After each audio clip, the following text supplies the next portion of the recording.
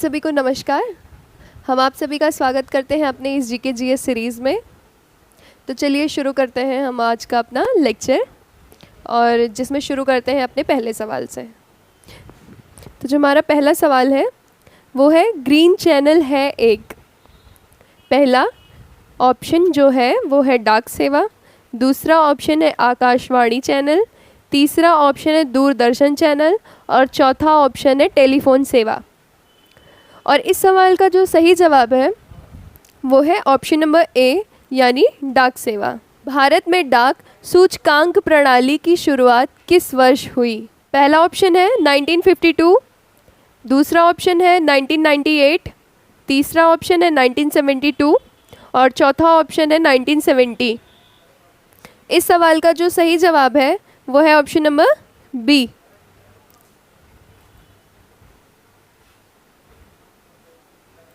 अगला सवाल है हमारा, भारत को कितने डाक जोन में विभाजित किया गया है?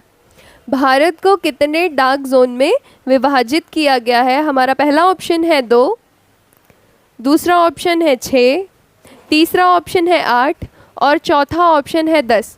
तो जो इसका सही जवाब है वो है ऑप्शन नंबर सी, यानी 8।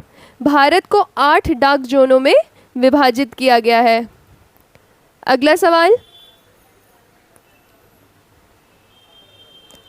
प्रसिद्ध विरूपाक्ष मंदिर कहाँ स्थित है?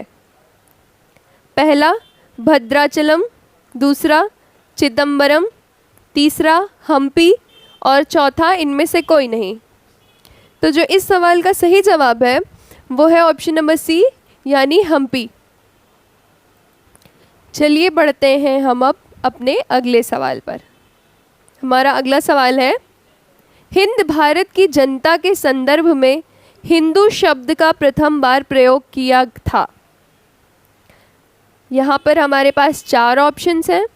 पहला ऑप्शन है अरबों ने, दूसरा ऑप्शन है यूनानियों ने, तीसरा ऑप्शन है रोमवासियों ने और चौथा ऑप्शन है चीनियों ने।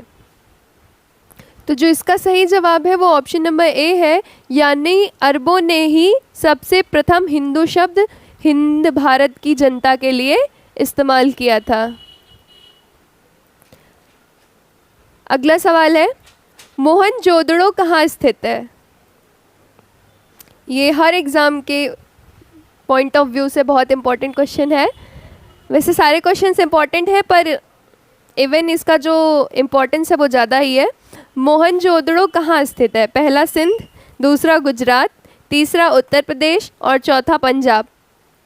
इसका सही जवाब है ऑप्शन नंबर ए, यानी मोहनजोदड़ो जो है वो सिंध में स्थित है।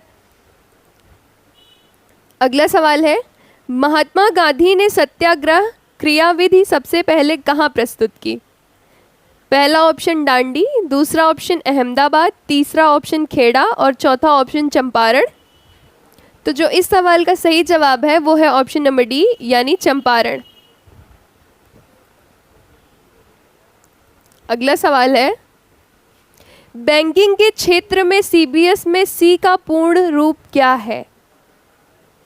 यहाँ पर स्क्रीन पर 4 ऑप्शंस दिए गए हैं और इन चारों ऑप्शंस में जो सही जवाब है वो है ऑप्शन नंबर ए, यानी कोर। अगला प्रश्न, CAD का पूर्ण रूप क्या है? पहला ऑप्शन है कैश ऑल डेली, दूसरा ऑप्शन है कंप्यूटर ऑल डिजाइन, तीसरा ऑप्शन है कंप्यूटर एडेड डिज़ाइन और चौथा ऑप्शन है कॉल ऑल डिज़ाइन। तो इसका जो सही जवाब है वो है ऑप्शन नंबर सी, यानी कंप्यूटर एडेड डिज़ाइन। अगला सवाल, OMR का पूर्ण रूप क्या है? OMR का पूर्ण रूप क्या है? पहला ऑप्शन है ऑन मनी रीडर, दूसरा ऑप्शन है ऑप्टिकल मार्क रीडर, तीसरा ऑप्शन है ऑन मार्क रीडर और चौथा ऑप्शन है इनमें से कोई नहीं। तो जो इस सवाल का सही जवाब है वो ऑप्शन नंबर बी है, यानी ऑप्टिकल मार्क रीडर। हमारा अगला सवाल, SEZ का पूर्ण रूप क्या है? SEZ का पूर्ण रूप क्या है? यहाँ पर स्क्रीन पर हमारे पास 4 ऑप्शंस हैं और इन चारों ऑप्शंस में से जो सही जवाब है वो है ऑप्शन नंबर ए, यानी स्पेशल इकोनॉमिक जोन।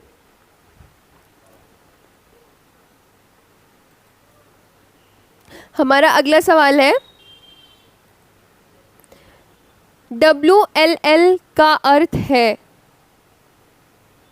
पहला ऑप्शन विदाउट लीवर लाइन, दूसरा option wireless in local loop, तीसरा ऑप्शन है वायरलेस इन लूप लाइन और चौथा ऑप्शन है विद इन लोकल लाइन। तो जो इस सवाल का सही जवाब है वो है ऑप्शन नंबर बी, यानी वायरलेस इन लोकल लूप। अगला सवाल है हमारा, जय हिंद का नारा किसने दिया था? इस सवाल को मैं फिर से रिपीट करूंगी, जय हिंद का नारा किसने दिया था? पहला ऑप्शन है सुभाष चंद्र बोस जी ने, दूसरा ऑप्शन है महात्मा गांधी जी ने, तीसरा ऑप्शन है मोतीलाल नेहरू ने और चौथा ऑप्शन है इनमें से कोई नहीं। तो जो इस सवाल का सही जवाब है वह है ऑप्शन नंबर ए, यानी सुभाष चंद्र बोस जी ने ही जय हिंद का नारा दिया था। बढ़ते हैं हम अब अपने अगले प्रश्न की तरफ। किसने कहा था कि तुम मुझे खून दो मैं तुम्हें आज़ादी दूंगा? यहाँ स्क्रीन पर 4 ऑप्शंस हैं और इन चारों ऑप्शंस में से जो सही आंसर है या सही जवाब है इस प्रश्न के लिए वो है option number D, Subhash Chandra Bose ji ने ही कहा था कि तुम मुझे खून दो और मैं तुम्हें आज़ादी दूंगा। बढ़ते हैं हम अब अपने अगले सवाल पर। देश बंधु की उपाधि संबंधित है? पहला ऑप्शन BR अम्बेडकर, दूसरा ऑप्शन बिपिन चंद्रपाल, तीसरा ऑप्शन रविंद्रनाथ टैगोर और चौथा ऑप्शन चित्तरंजन दास।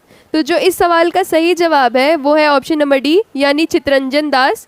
देश बंधु की उपाधि उन्हीं को प्राप्त थी। अगला सवाल, सुभाष चंद्र बोस ने सिंगापुर में दिल्ली चलो का नारा दिया? पहला ऑप्शन है 1942 में, दूसरा ऑप्शन है 1943 में, तीसरा ऑप्शन है 1944 में और चौथा ऑप्शन है 1945 में।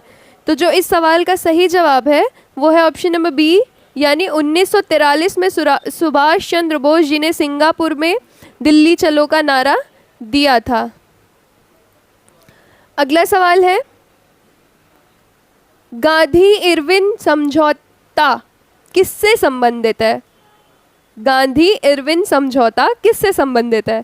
पहला ऑप्शन सविनय अवज्ञा आंदोलन, दूसरा ऑप्शन असहयोग खिलाफत आंदोलन, तीसरा ऑप्शन रॉलेट आंदोलन, चौथा ऑप्शन भारत छोड़ो आंदोलन। तो जो इस सवाल का सही जवाब है वो ऑप्शन नंबर ए है, यानी गांधी इरविन समझौता जो हुआ था वो सविनय अवज्ञा आंदोलन से संबंधित है।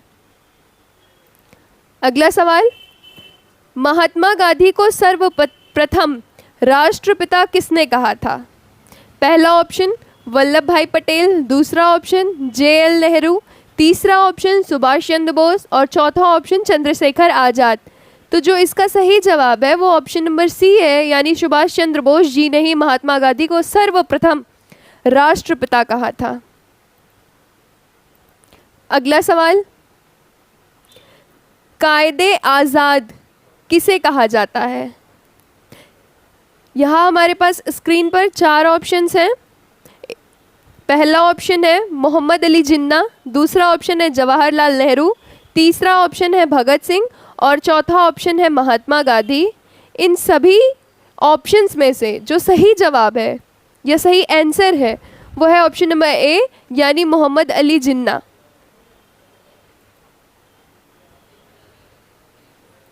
चलिए बढ़ते हैं हम अब अपने आज के आखिरी सवाल पर, और जो हमारा आखिरी सवाल है वो है, चौरी चौरा नाम प्रसिद्ध स्थल कहाँ स्थित है? चौरी चौरा नामक प्रसिद्ध स्थल कहाँ पर स्थित है? पहला ऑप्शन है गोरखपुर, दूसरा ऑप्शन है आगरा, तीसरा ऑप्शन है इलाहाबाद और चौथा ऑप्शन है लखनऊ। तो जो इस सवाल का सही जवाब है वो है ऑप्शन नंबर ए, यानी गोरखपुर।